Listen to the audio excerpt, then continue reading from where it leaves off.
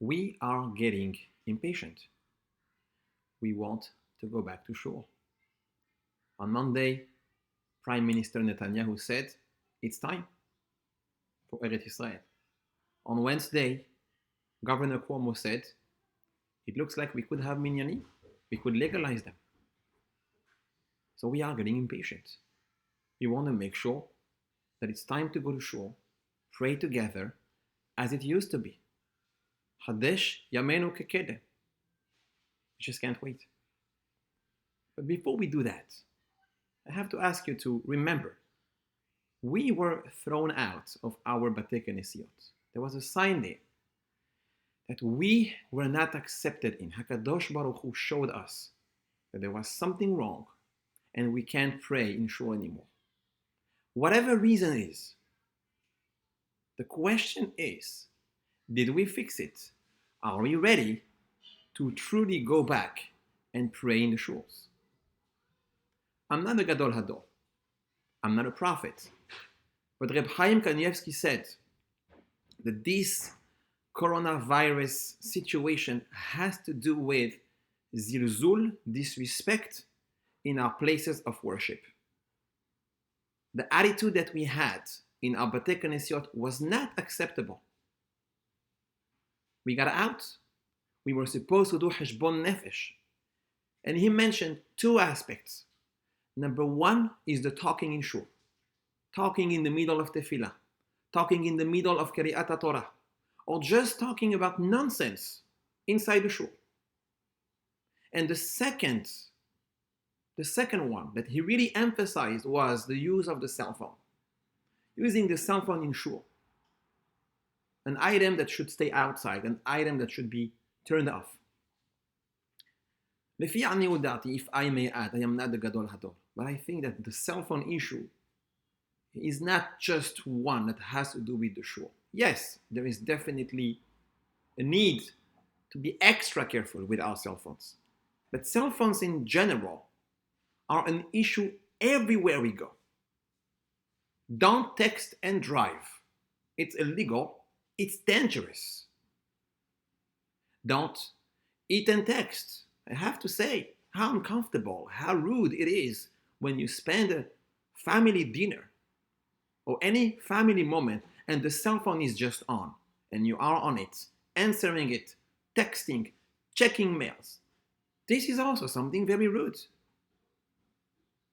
And obviously, praying with our cell phones, learning with our cell phones, all that is something that we do, unfortunately, and that is also showing disrespect. But there is way more than disrespect in that. I think that the cell phone situation in general has made us multitaskers.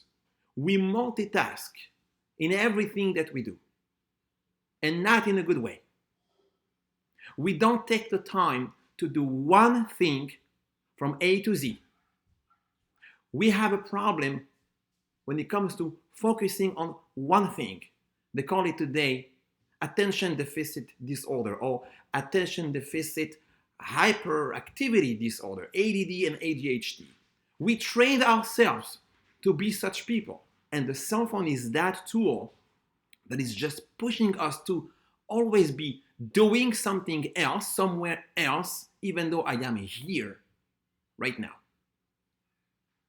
And that is affecting our life quality. We cannot enjoy the moment, just that moment. We cannot enjoy the people around us. And we cannot enjoy life in general. Because we live in a generation of the speed. Speed is everywhere. I am looking for a fast internet because I want my computer to go fast. How many sheets this printer is going to print per minute? We're talking about prime deliveries, same day delivery, same hour delivery. Everything has to be now. When we travel, we're going to look for the shortest possible way. We want to do things fast. We don't want to take the time to enjoy the journey. Here is an example, a very serious example.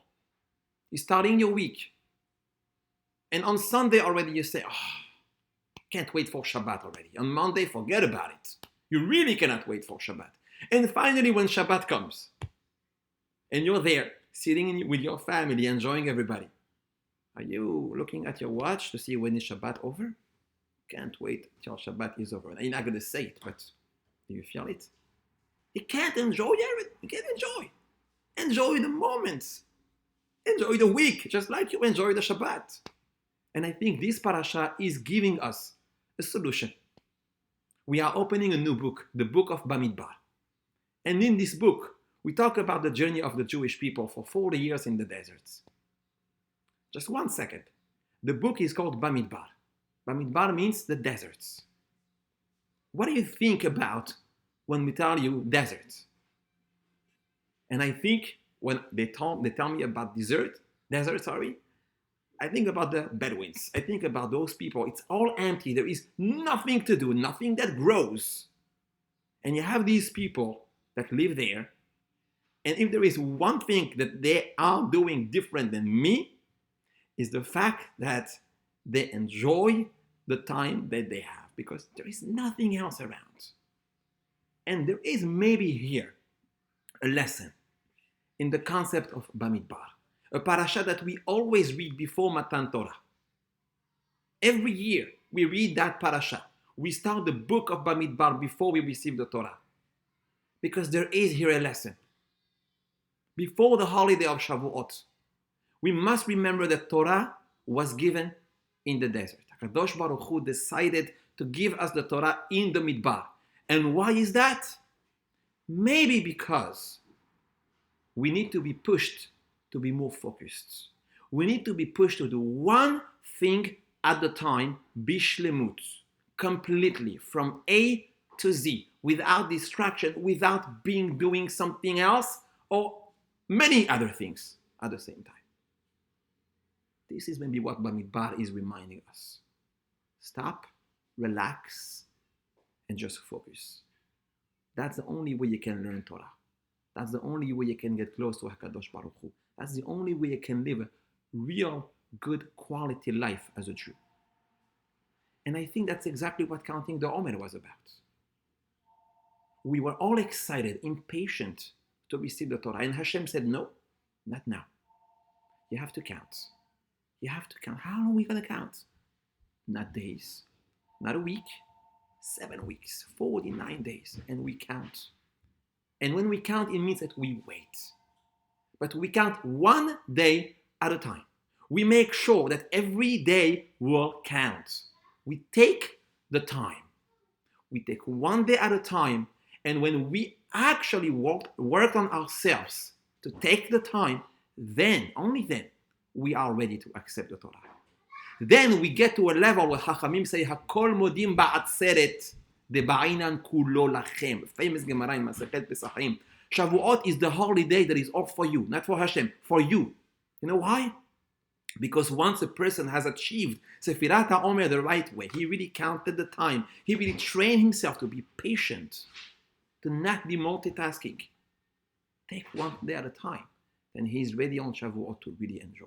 Whatever you're going to do, you will enjoy because you can enjoy the moment. Rabotai, the worst sin of our history has been the Chet HaEgel, the sin of the golden calf. Let's just remember what happened there. How did we come to sin? A sin that we pay until today. We couldn't wait.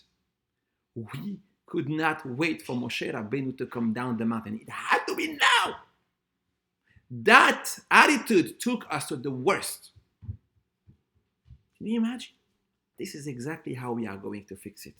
By working on our patience. And I think there is great opportunity right now. Be'ezrat Hashem, yes, we are going back to our Bet HaKnesset, and we are all talking about it. But let's not rush.